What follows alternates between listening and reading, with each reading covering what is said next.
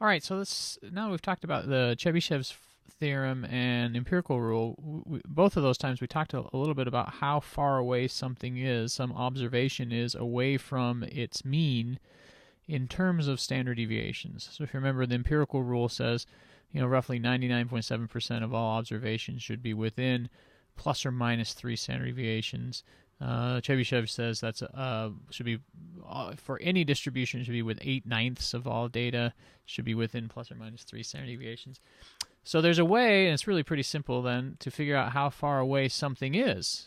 When I say something, how far away an observation is away from the mean in terms of standard deviations. So we just want to know, is it 2 standard deviations away? Is it 3? Is it 7? Is it 15? Right, and so we call that a z-score. And here's the formula. It's really easy. So z-score. So we have an x, which is, this is the observation, the measurement of the observation, minus mu, which is our mean.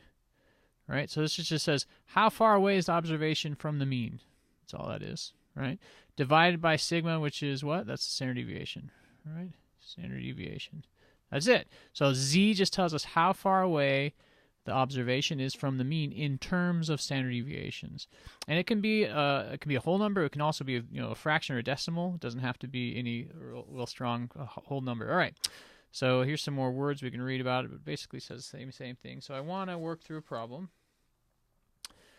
So here's an example. All right. So let's say the example is we took a bunch of measurements for weight of M&M bags. So weight of M&M bags, and we found that the mean mu was 50 grams, and the standard deviation sigma, well, we made it 10 grams. All right, so we did this. Say one morning we woke up and said, "Man, I really wonder what the mean weight of M&Ms, bags of M&Ms is." So you go and buy a whole box, and you weigh them all, and you find that it's 50 with a standard deviation of 10. And then you go to the store and you buy another bag, just on a whim. You weigh it. You weigh one more bag, and what does it weigh? It weighs 65 grams. 65 grams. We'll call this X1. We'll just call it X1. And you think to yourself, oh, that's kind of weird. I don't know. Is that too big? That seems, I understand this idea of variability. Things vary. But 65 grams, I don't know, maybe not. So you go and buy one more bag, and we'll call it X2. And in this case, this is getting kind of crazy, but it actually only weighs 20 grams. Bizarre. 20 grams. And you think to yourself the same thing. All right, this is like April Fool's or something. Something weird's going on here. So what we want to do then is find out how far 65 grams is from the mean. Well, it's 15 grams away, I could tell you that, in terms of standard deviations. And we're going to call that a z-score. All right, so z-score. Let's change colors here. Z-score. So z-score for each one of these x1s. So we'll call it z sub 1. So how do we find that? Well, first we say, well, we had 65 is our x minus 50, which is our mean, divided by 10. Right, how to do that? If what I got minus what I expected, which was the mean, divided by the standard deviation. It gives me a z-score.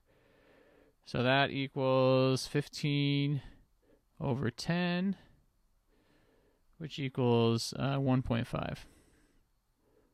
1.5. So what do I think about 1.5? So what does that mean again? So that means that this 65 observation is 1.5 standard deviations away from 50 from mean. It's above, and we know that that's probably possible, right? It's not too crazy, too unlikely. So within the realms of possibility, given these parameters, if these parameters are right. So if these parameters are wrong, then this might be totally different. But if the standard deviation really was 10 and the mean really was 50, a bag of 65, it's not going to happen a lot, but it could happen.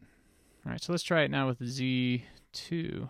So Z2, I had 20 minus 50 over 20. So this is actually going to end up being negative. Right, because it's the reason why is because it's on the left side of the mean. 20 minus 30 is minus 30 over, this should be 10. Over 10. Standard deviation is 10, right? minus 30 over 10, which equals minus 3. Right? We would probably sometimes, the z-score, sometimes we would just say this is a z-score of 3. Sometimes you'd see it as a negative 3 too. If it has the sign on there, then you know which side of the mean it is. Right? So this is a negative 3. So what would we say about that? Well, remember from the empirical rule, we said something like 99.7% of observations would happen within 3 standard deviations. Within 3 standard deviations. So if this were to happen, it would be an anomaly. It would be 1 in, 3 in 100 bags might possibly happen, right? So you just sort of got really, really lucky. But it's pretty unlikely to happen, right? So that's what the z-score does, is it tells us how far away something is in terms of standard deviations. The way I like to think about it is, let me screw up a little bit with the formula. I say, well, what did I get? That's my observation, minus what I expected. We're going to start calling the mean an expected value sometimes. What I got minus what I expected divided by some standard deviation. We'll see lots of versions of this z-score as we go through our class. This is one version. This is the easiest version, but we'll find that there are other versions, and they all do the same thing. They just tell us how far away something is from the mean in terms of some variation. Right? So we just want to know how likely is this, and we're going to use this a lot when it comes to probability and inference. All right, that's it.